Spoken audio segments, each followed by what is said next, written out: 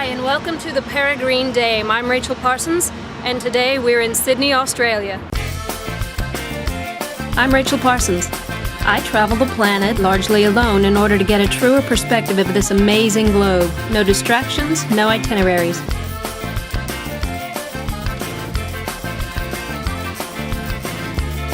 And I'm ready to show you that traveling solo doesn't have to be so scary.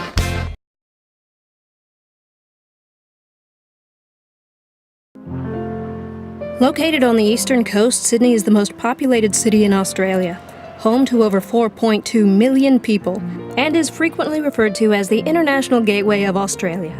Let's get checked into our hotel and get out on the town. I've checked myself into the Y Hotel in Sydney. This place is a YWCA, which is really nice. It's very utilitarian. It's very small. I don't know why I didn't put two and two together. I wasn't thinking that it was a YMCA or YWCA, but I could have, deduced that from the name if I'd given it a little thought. All right, wait. Stop. No, wait. Really? That's the best frame you could stop on? Come on. No, go ahead a few. There. Okay, there. That's fine.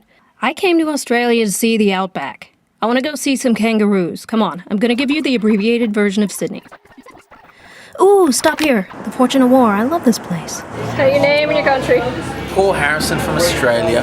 That's right. From the convicts, and my purpose is to drink as much Guinness as I can. That's right. And keep the Jim Beam racing team on track. On track. My name, my country. I'm Rachel Parsons from California in the USA.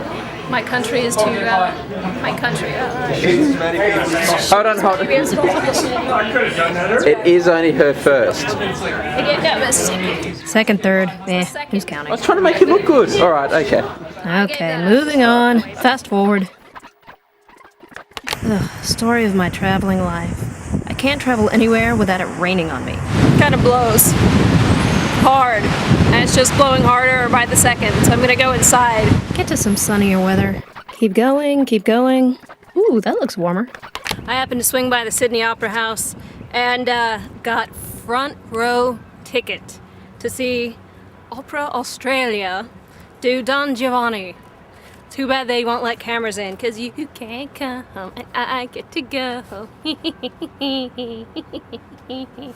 Actually, the costumes and the set were hideous. The singers were great though. Moving on. Ooh, stop. This is worth hearing. One of the things that every Sydney local told me to make a point to come out and do was to visit Manly, which is this gorgeous little community about 7 miles outside of Sydney by ferry. Takes about 20 minutes, costs about $13 round trip, and it's one of the best beaches. I don't know, it's pretty cold out today. As it turns out, apparently nobody else thinks it's too cold to be at the beach, so here we are. The Corso, incidentally, the street behind me right back here, dates back to 1859 when it was just a sand track and is now essentially Manly's main drag. I really do recommend poking around Manly and the rest of Sydney. And the next time I'm here, I'll give you a more in-depth tour. But for now, the real reason I came, the Outback. No, stop! No! Not the steakhouse! The real Outback! Thank you. After a 3.5-hour flight, here I am in beautiful, far-off, exotic, far-flung Alice Springs in the Northern Territory. There's a KFC around the corner, too. Really? Alice Springs is a good-sized city almost smack directly in the middle of Australia.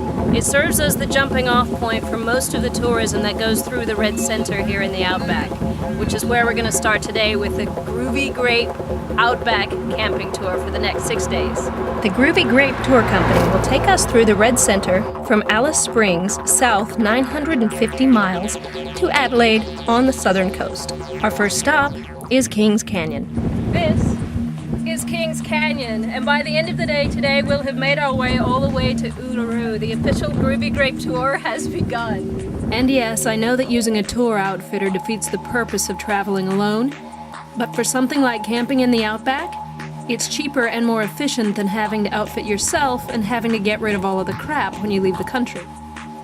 The Aboriginal name for this place is Watarka. And Watarka is ancient. These ripple marks you see here in the sand are actually evidence that there was once water flowing through this part of Australia. Central Australia used to be a sea at one point after the continent broke away from Africa and Asia. These were probably made from shallow lakes rather than seas, but these ripples can be up to 400 million years old. Ladies, and gentlemen for that matter, one of the best things about traveling alone is that if you're a nerd like me, you can study things for as long as you want without anyone forcing you to move on. Next time on the Peregrine Dame, forget the monolith. There's indoor plumbing in the Outback.